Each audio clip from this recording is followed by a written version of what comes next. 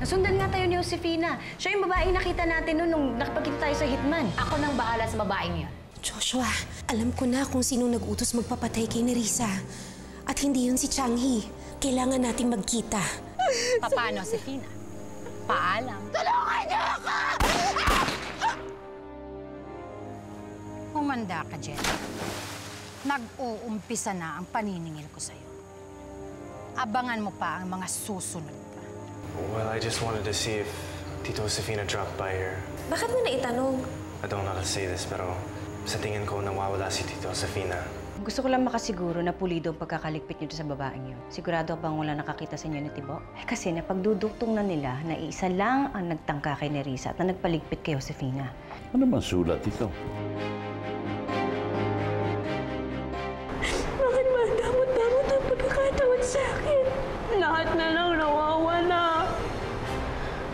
Kahit na anong mangyari, hindi na ako mawawala sa'yo.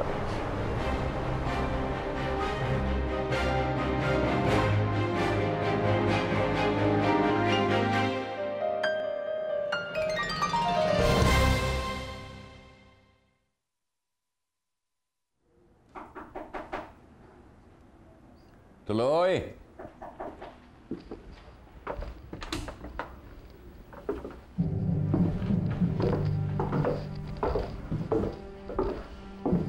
Oh, Violeta.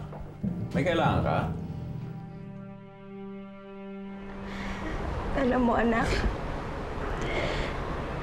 napakaswerte ko kay Josefina. Dahil pinunan niya lahat ng pagkukulang ko sa'yo bilang isang ina.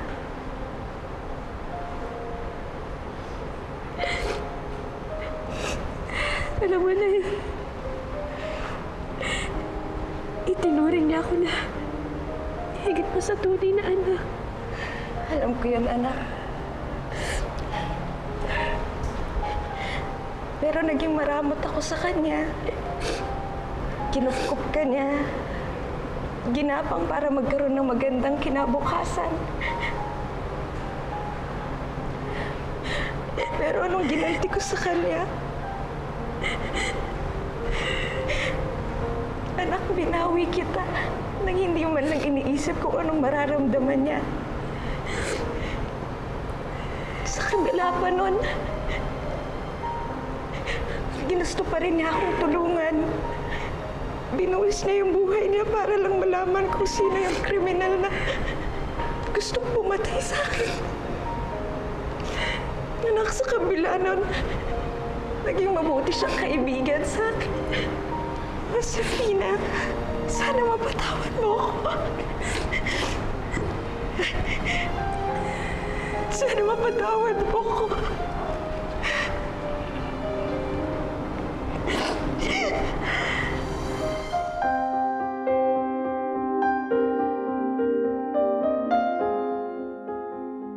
Kamusta ang pakiramdam mo, Papa?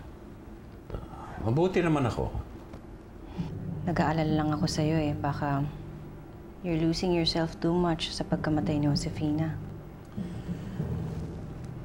Naging bahagi na rin si Josefina ng pamilya natin. Hindi naman siguro nakapagtataka kung daramdamin ko ang pagkamatay niya.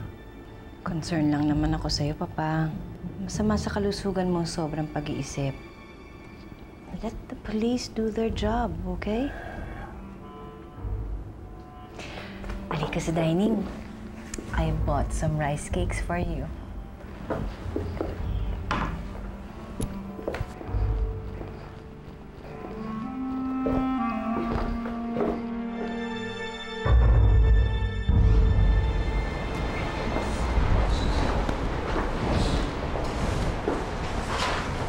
Jenna, anak. Jenna, anak. May bisita ka. Jenna, Mr. Shim, nakikiramay kami. salamat po. Condolence po. Condolence, Ate Jenna. Condolence po. Salamat sa pagpunta niyo, ha. Ngayon ko na kayo, ha.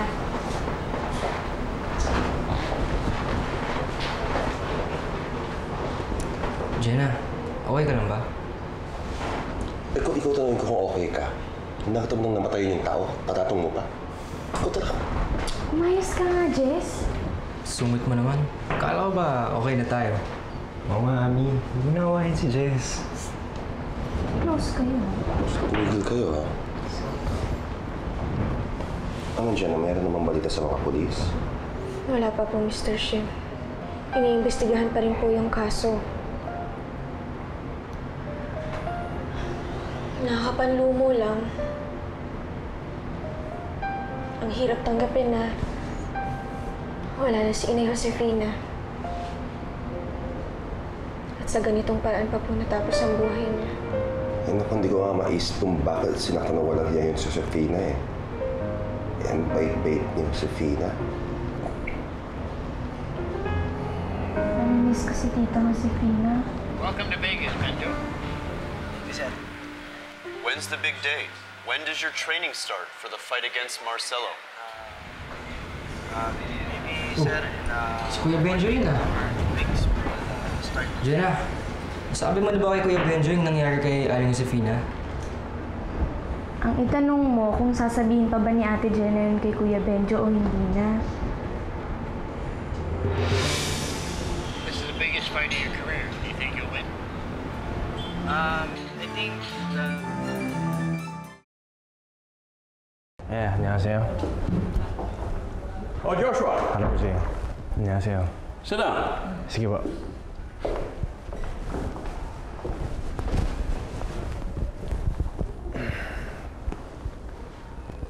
Well, any update on the investigation of Josefina's death? I've spoken to Chief Menace, and he's investigating some of the residents living along the bridge. But for now, he'll get back to me until he finds out anything. Good. Ay, so Harapuchi, when were you planning on going to Tita Josefina's wake? Bala ko sanang pumunta para makiramay kay Jenny. Pero hindi ako sigurado kung paano niya ako tatanggapin. Sila ni Nerissa. Harapuchi, I'm sure they won't turn their backs on you. I'm going to the wake, so if you want, you can come along.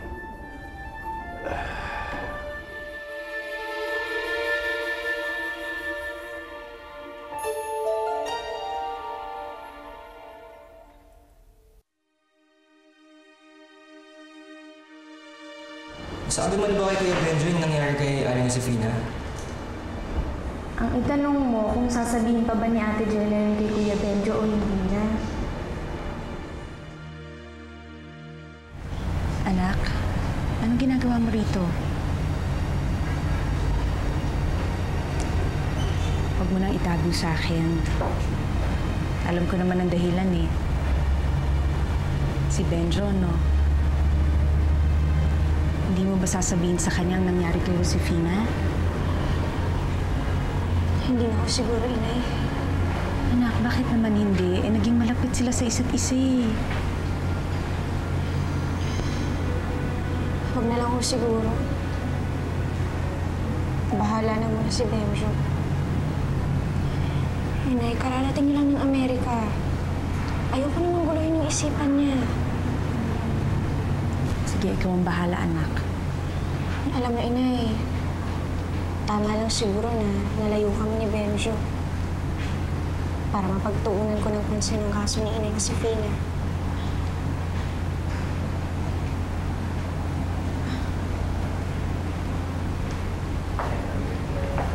Joshua?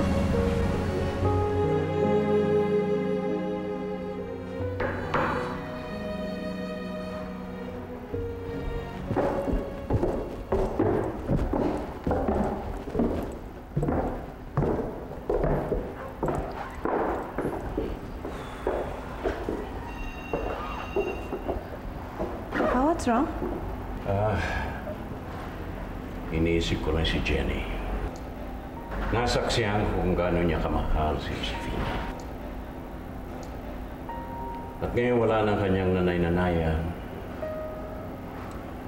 I know how she must be grieving. Pero Lolo, wala naman na tayo magagawa doon. Nangyari nang nangyari. Kahit na. Kailangan ko pa rin pumunta roon para personal na makiramay. Pagkatapos ng ginawa nila sa'yo, pagkatapos kanilang pagbintangan na pinagtangkaan ng buhay ni Nerissa, ikaw pa itong magpapakumbaba at makikiramay sa kanila? Mas kailangan akong pumunta roon para mapatunayan ko na malinis ang aking konsyensya. Lolo, I doubt if they even will believe you. Baka nga ikaw pang pinagsususpechahan nila na pumatay kay Josefina eh. That's absurd. Imposibleng yun ang iisipin ni Jenny. Paano kayo nakakasigurado? Nagkausap na ba kayo simula nung matagpuan ng katawan ni Josefina? Alam naman niya na naging close kayo kahit papano, di ba? Pero binisita ka ba niya? Naisip man lang ba ni Jenna na nasaktan ka kahit papano sa pagkawala ni Josefina? Hindi. Hindi niya naisip na kung bakit? Dahil wala siyang pakialam sa pakiramdam mo. At somehow, alam mo, naniniwala siya na may kinalaman ka sa lahat na nangyaring ito. Kumusta na si Lolo? He's having a hard time with the death of Tita Josefina. Naging malapit din kasi si Lolo kay Inay Josefina eh. No.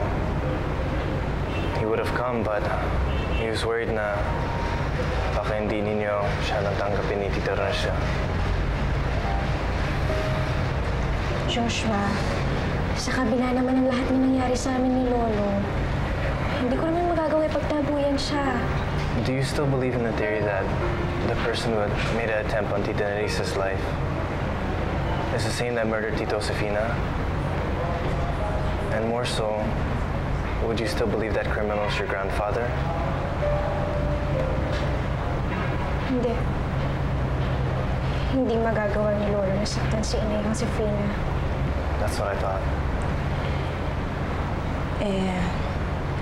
Paano kung si Changhi nga talaga yung totoong kriminal? At yun yung nalaman ni Josefina. Hindi lang niya masabi sa'yo sa telepono kasi natatakot siyang marinig siya ni Changhi. Inay, mahirap po patunayan ang sinasabi niyo. At saka baka naman pwede nang bigyan ng konting konsiderasyon si Lolo.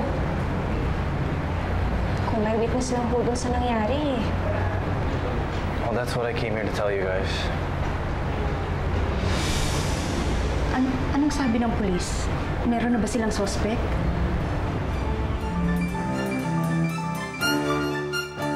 Aasahan namin ang tulong mo, Joshua. Aling Nerissa, Jenna, may karamay po ako.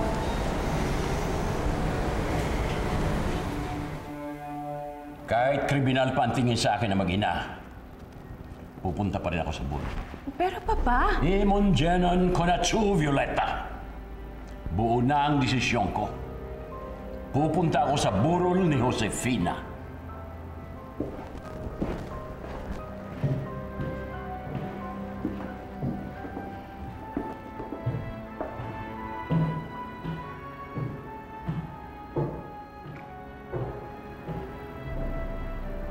Ivy, huwag mo nga hayaan na makapag-usap yan si Changhi at si Jenna, ha? Baka pareho silang lumambot eh. Magkaayos pa yung dalawang yan. Or worse, Mommy, paano kung magkaayos sila nung Nerissa na yon? Ano gagawin natin, Mom? Nabalitaan ko po kasi yung nangyari kay Aling Josefina. Nagkaramay po ako. Jenna, Aling Nerissa. Salamat, Owen. Salamat. Alam na ba ni Benji yung nangyari? Gusto mo ako na tumawag sa kanya? Hindi na. Huwag mo na sabihin sa kanya. Pero sigurado akong gusto na makiramay. Owen, nakikiusap ako sa'yo. Huwag mo nang sabihin kay Benjo. Magiging malaking abala lang sa kanya ang pagbalik dito sa Pinas.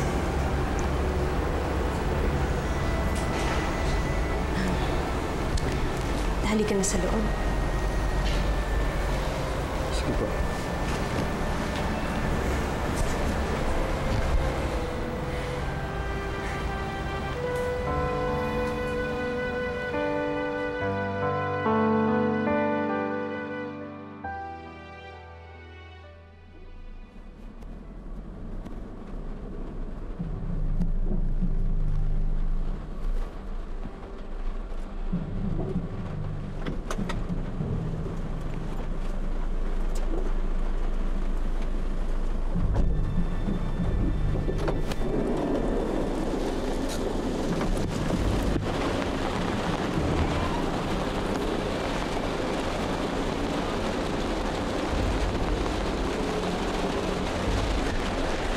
Pa?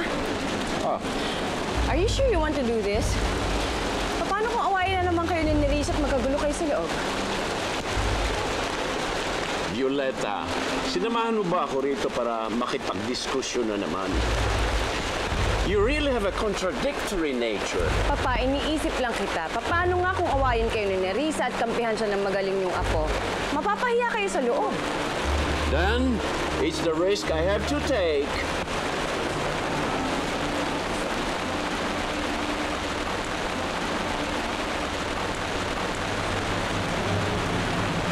Kasi talaga yung matandang yan. Ang hirap utuin. Ika na nga, samahan na natin.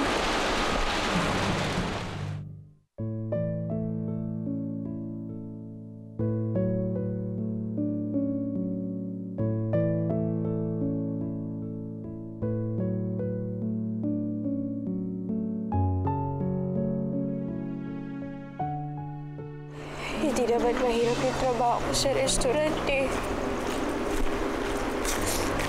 Ang mahirap yung sobrang mo na nga pinakikisamahan si Ma'am Violeta at Ma'am Ivy. Pero hindi ka pa rin nila matanggap. Umiyak. So, isipin mo na lang, tiotopak lang yung mga yun. Ikaw naman, puro kang biro eh. Tingin nga. Oh, at least tingnan mo, napangiti kita. Oh, ay, sobrang araw ko. Tingnan nga. Naman kasi.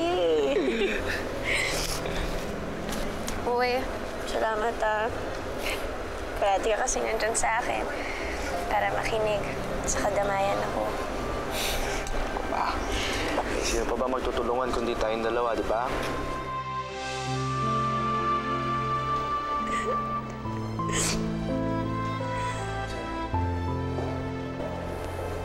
Okay ka lang?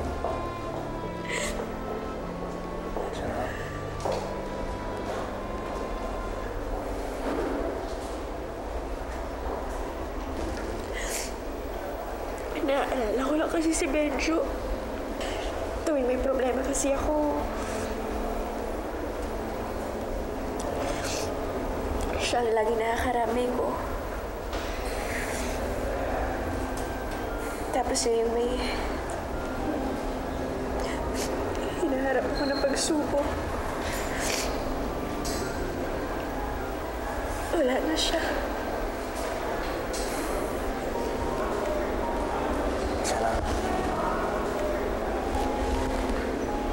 Don't cry.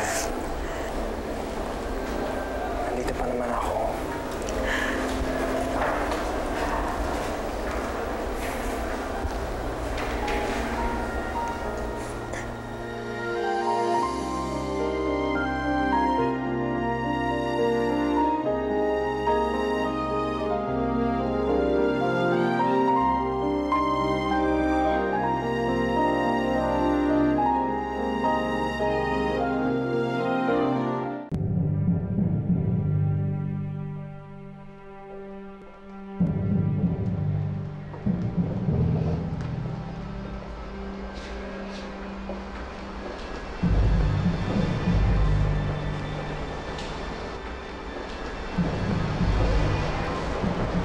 Anong ginagawa mo dito?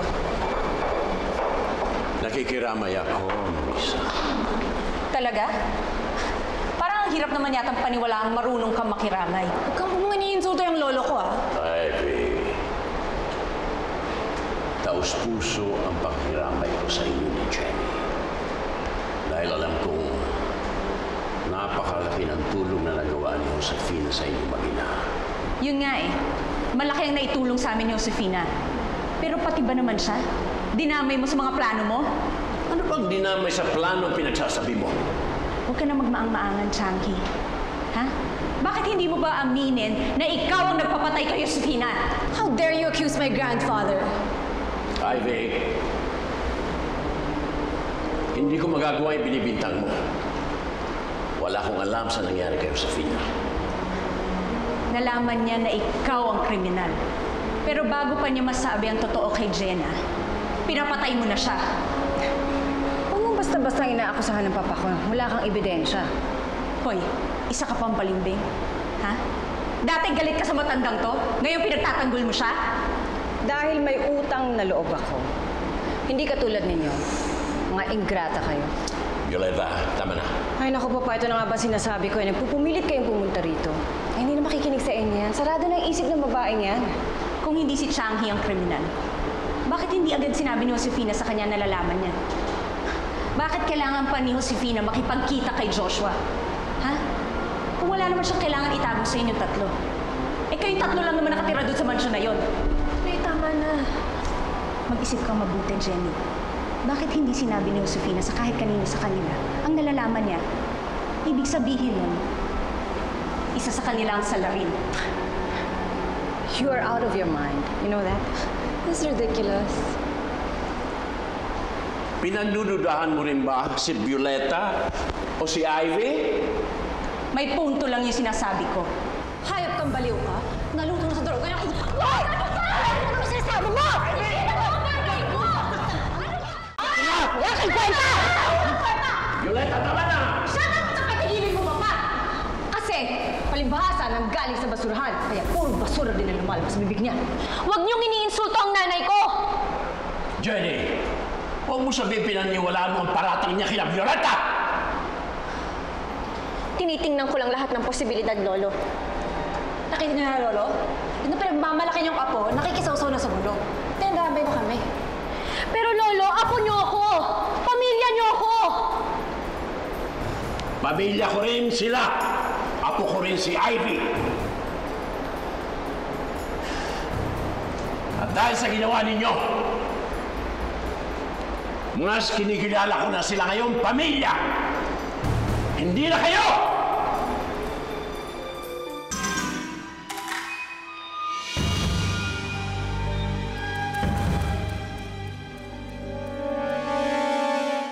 Hindi mo ba namimiss si Ate Jenna? Bebeng, iniwan na natin ang Pilipinas. Kasama na rin doon yung mga iniwan natin Ate Jenna mo. Please be patient with Harapuchi. I'm sure he didn't mean what he said earlier. Masakit pa rin isipin na hindi na pamilya ang turo niyo sa akin. Success, Mommy. Napag-away na ulit natin yung maglolo. But don't forget, honey, wala pa sa mga kamay natin ang mana. May sulat nga pala ako sa drawer na hindi ko nabasa. Sinungaling! Nakipag-utsaba ka kay Sandra para ipapatay si Nerissa.